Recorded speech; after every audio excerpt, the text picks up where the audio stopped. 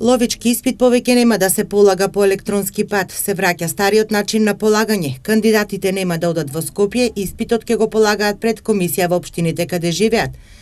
Па комисијата се уште не е формирана, тоа го прави Министерството за земјоделие, водостопанство и шумарство.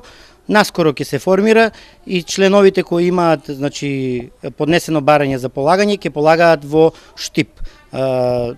Секако дека од времето имавме и до 100 членови кои сакаа да полагат, таа бројка малку се намали, меѓутоа 50 до 60 баратели веќе се пријавени и тоа е задоволителен број.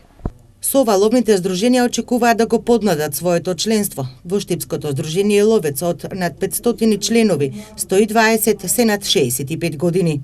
Ќе биде добро, бидејќи младите ловци чекаат да полагаат, меѓутоа одењето до Скопје им правеше дополнителни трошкови. Нам ни требат млади членови за унапредување на ловството. Значи, тоа е исто така и хоби, така да е добре дојдено. Без уверение за положен испит, кандидатите за ловци не може да добијат дозвола за носење и поседување на ловно оружје.